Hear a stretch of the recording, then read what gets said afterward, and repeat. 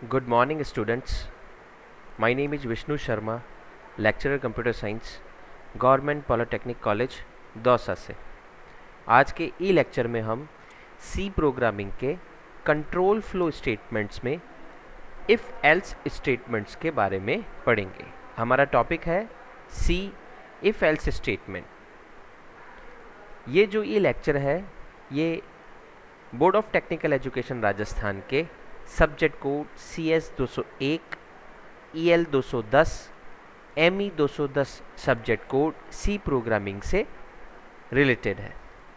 आज के ई लेक्चर में हम इफ़ एल्स स्टेटमेंट्स क्या होते हैं, कैसे काम करते हैं, इनके ब्लॉक्स को, इनके स्ट्रक्चर को, इनके सिंटैक्स को समझने की कोशिश करेंगे। इनके सिंटैक्स को समझने के बाद हम कुछ प्रोग्राम्स की हेल्प से इन्हें रन करवाकर और एग्जीक्यूट करवाकर इन्हें समझने की कोशिश करेंगे। तो हम स्टार्ट करते हैं। C if statement. The syntax of if statements in C programming is, देखिए आप देख पा रहे होंगे ये ब्लॉक बेस्ड स्टेटमेंट्स होते हैं। इफ एंड एल्स आप देख पा रहे होंगे। इफ स्टेटमेंट के लिए आप सबसे पहले इफ लिखेंगे, देन छोटे ब्रैकेट्स के अंदर टेस्ट एक्सप्रेशन लिखेंगे। टेस्ट एक्सप्रेशन से मीनिंग है वो मैथमेटिकल टर्म, वो एक्सप्रेशन जिसकी हेल्प से आप इफ ब्लॉक के अंदर आपको एंटर करना है या नहीं करना है वो डिसाइड होगा। ये जो टेक्स्ट एक्सप्रेशन आप जो भी लिखेंगे, इस टेक्स्ट एक्सप्रेशन का या तो ट्रू पार्ट होगा या फॉल्स पार्ट होगा। ठीक है, या तो ये एक्सप्रेशन ट्रू होगा या तो ये फॉल्स होगा।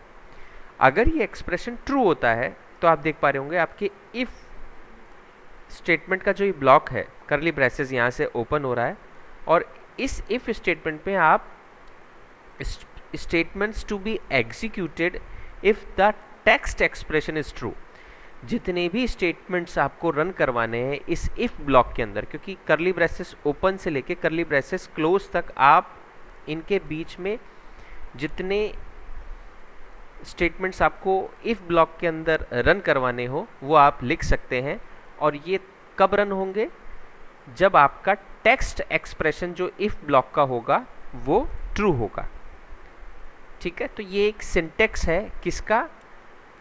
इफ स्टेटमेंट का सी प्रोग्रामिंग के अंदर, कि इफ लिखेंगे उसके बाद छोटे ब्रैकेट्स के बीच में टेक्स्ट एक्सप्रेशन होगा, उसके बाद आप क्या करेंगे, इफ का करली ब्रेसेस ओपन करेंगे, देन स्टेटमेंट्स आप लिखेंगे जो भी एग्जीक्यूट करवाने हो आपको इफ ब्लॉक के अंदर। जब आपका टेक्स्ट एक्सप्रेशन ट्रू होगा तभी इस इफ ब्लॉक में ये एंटर करेगा। और इफ ब्लॉक का स्कोप कहाँ से होगा? करली ब्रेसेस ओपन से लेके करली ब्रेसेस क्लोज तक। ठीक है, तो ये टेक्स्ट एक्सप्रेशन बहुत इंपॉर्टेंट है। ये था सी के अंदर इफ स्टेटमेंट का syntax. How if statement works. The if statement evaluates the test expression inside the parenthesis. ठीक है, आपका इफ स्टेटमेंट जो इवेल्युएट होगा वो टेक्स्ट एक्सप्रेशन के इनसाइड जो पैरेंथेसिस के अंदर लिखा हुआ है टेक्स्ट एक्सप्रेशन, उस पर डिपेंड करेगा, उसके अकॉर्डिंग इवेल्युएट होगा। If the test expression is evaluated to true, the statement inside the body of if are executed. देखिए ये इफ की बॉडी कहलाएगी, जो आपका ये करली ब्रेसेस ओपन से बंद के बीच में जो भी होगा ये इफ स्टेटमेंट्स और इफ स्टेटमेंट की बॉडी कहलाएगी। ये कब एग्जीक्यूट होगी? जब टेक्स्ट एक्सप्रेशन ट्रू होगा। If the test expression is evaluated to false, statements inside the body of if are not executed.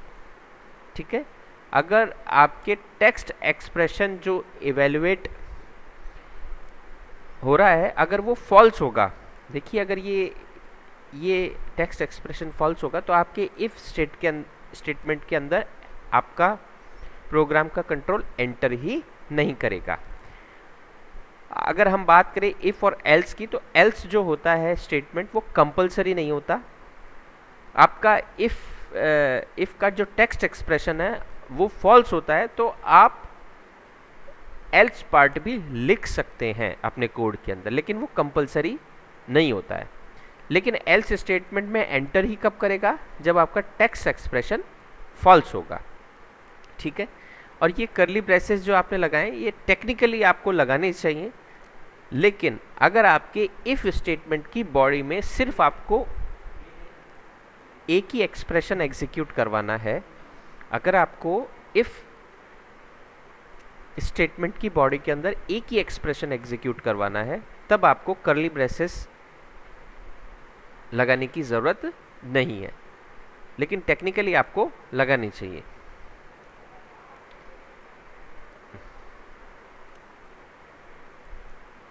ये आप देख पा रहे होंगे working of if else statement. इसमें आपको क्या है, एक्सप्रेशन इज ट्रू। देखिए यहाँ आप देख पा रहे होंगे इंटीजर टाइप का हमने क्या किया, एक टेक्स्ट नाम का वेरिएबल लिया। ठीक है, टेस्ट के अंदर हमने क्या डाला दिया, टेस्ट के अंदर हमने 5 हमने इंसर्ट कराया। देन हमने इफ स्टेटमेंट लिखा, इफ करली ठीक है छोटे ब्रैकेट्स के अंदर हमने टेस्ट लेस देन 10 एक कंडीशन दी। ये एक एक्सप्रेशन हो गया, किसका एक्सप्रेशन हो गया, इफ का एक्सप्रेशन हो गया। यहाँ पे टेस्ट हमने जो इनिशियलाइज कराया था सबसे पहले वो कितना था 5, और हमारी कंडीशन क्या बोल रही है, टेस्ट लेस देन 5, यानी कंडीशन आपकी क्या है, ट्रू है। और कंडीशन ट्रू होगी तो आपके इफ के बॉडी के अंदर प्रोग्राम का कंट्रोल क्या करेगा, एंटर कर जाएगा। ठीक है, यानी ये करली ब्रेसेस के अंदर जितना कोड आपका लिखा हुआ है वो सारा कोड क्या होगा, एग्जीक्यूट होगा। ठीक है, तो ये था एक्सप्रेशन इज ट्रू।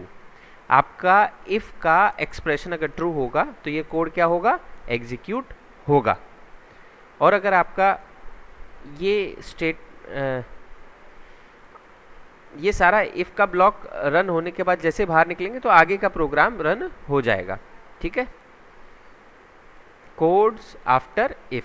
ठीक है, लेकिन अगर आपका एक्सप्रेशन फॉल्स हो, सपोज कीजिए आपने इंटीजर टाइप का टेस्ट जो,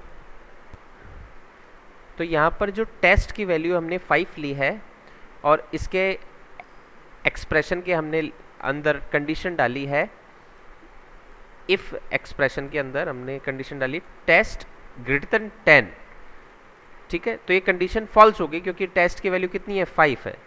5 लेस देन 10 होता है, ग्रेटर देन 10 नहीं होता, यानी ये कंडीशन क्या हो गई, फॉल्स हो गई। और कंडीशन फॉल्स होने की वजह से आपके इफ के ब्लॉक के अंदर ये एंटर ही नहीं करेगा, यानी ये कोड्स क्या होंगे, रन ही नहीं होंगे, और आपका प्रोग्राम का कंट्रोल कहाँ चला जाएगा, इफ ब्लॉक के आगे। तो ये तो था working of if else statement. अब एक छोटा सा एग्जाम्पल हम समझने की कोशिश करते हैं और एग्जाम्पल के थ्रू हम देखते हैं कि इफ स्टेटमेंट्स और एल्स स्टेटमेंट्स रन कैसे करते हैं। सिर्फ हम यहाँ पर इफ स्टेटमेंट को देखेंगे, नेक्स्ट एग्जाम्पल में एल्स स्टेटमेंट को देखेंगे। ठीक है, program to display a number if it is negative. ठीक है, ये हमारा प्रोग्राम है, a program to display a number if it is negative. अगर हमारा इंसर्टेड और इनपुटेड नंबर जो कि हम रन टाइम पर इनपुट कर रहे हैं, अगर वो नेगेटिव हो तो उसकी वैल्यू प्रिंट हो, अदरवाइज उसकी वैल्यू प्रिंट नहीं हो।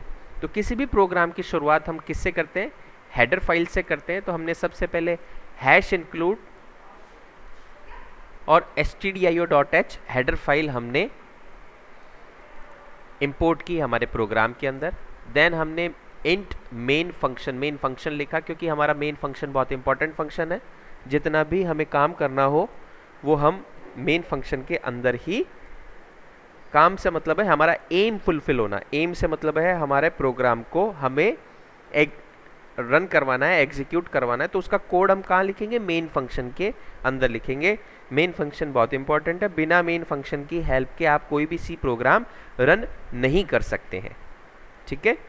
तो आपने मेन फंक्शन करली ब्रेसेस से ओपन किया, देन आपने एक इंटीजर टाइप का नंबर नाम का एक नंबर वेरिएबल ले लिया। देन प्रिंटफ फंक्शन की हेल्प से आपने क्या किया, एक मैसेज डिस्प्ले करवाया, एंटर एन इंटीजर, और स्कैनफ की हेल्प से आपने क्या किया, उस नंबर की वैल्यू को नंबर नाम के वेरिएबल में इंसर्ट करवाया, ठीक है। तो आप यहाँ देखेंगे मॉड्यूलस डी हमने काम में लिया, तो फॉर्मेट स्पेसिफायर हमने मॉड्यूलस डी लिया। इसके पीछे रीज़न क्या था, क्योंकि हमने जो नंबर नाम का वेरिएबल डिक्लेयर किया था वो इंटीजर डेटा टाइप का था। तो इंटीजर डेटा टाइप के लिए फॉर्मेट स्पेसिफायर हम क्या काम में लेते हैं, मॉड्यूलस डी काम में लेते हैं, ठीक है। तो मॉड्यूलस डी ये डबल कोट्स के अंदर लिखा, फिर हमने कॉमा लगाया, फिर हमने एम्परसेंड साइन लगाया, एड्रेसिंग ऑपरेटर, ताकि हमें ये पता लग सके कि इसका इस वेरिएबल की वैल्यू कौन से एड्रेस पर स्टोर हो रही है। तो हमने बताया कि नंबर नाम की जो वेरिएबल है उसके अंदर इसकी वैल्यू स्टोर हो जाए, ठीक है। अब हमने क्या किया, देखिए ये जो डबल फॉरवर्ड स्लैश है ये कमेंट सेक्शन है, कमेंट सेक्शंस रन नहीं होते, ये कंपाइलर इन्हें स्किप कर देता है, ये for understanding point of view लिखे जाते हैं। True if number is less than 0, क्योंकि हमारे प्रोग्राम का एम ही ये था कि अगर 0 से छोटा हो तो प्रोग्राम रन हो, अदरवाइज रन नहीं हो, ठीक है। आपने क्या किया, इफ नंबर लेस देन 0, आपने ये टेक्स्ट एक्सप्रेशन लगा दिया, ठीक है, ये एक्सप्रेशन नंबर लेस देन 0, ठीक है। अब अगर नंबर की वैल्यू जो आपने इंसर्ट कराया उसकी वैल्यू अगर माइनस में होगी, 0 से छोटी होगी, तो आप इस इफ ब्लॉक में एंटर कर पाएंगे, अदरवाइज एंटर ही नहीं कर पाएंगे। एंटर कर देंगे, अगर मान लो आपने ये वैल्यू माइनस में है, वैल्यू एंटर करेंगे और डिस्प्ले करवाएंगे योर एंटर्ड। अब यह मॉड्यूलस डी यानी वो वेरिएबल प्रिंट होगा, वेरिएबल क्या प्रिंट करवा रहे हैं, नंबर, यानी योर एंटर्ड नंबर, ये डिस्प्ले हो जाएगा। और प्रिंटफ फंक्शन ये इस इफ के बाद में है, ये हमने जस्ट फॉर कि भाई इफ ब्लॉक के बाद में भी प्रोग्राम के आप स्टेटमेंट लिख सकते हैं, इसलिए हमने प्रिंटफ फंक्शन काम में लिया। The if statement is easy, कि भाई इफ स्टेटमेंट्स ईजी है for understanding point of view, ठीक है। अब आपने रिटर्न 0 कर दिया क्योंकि आपका मेन फंक्शन इंटीजर टाइप का था, और इसको क्लोज कर दिया। तो ऐसा करने पर आपके प्रोग्राम का आउटपुट कब आएगा, अगर आपका प्रोग्राम में जो एंटर्ड नंबर है वो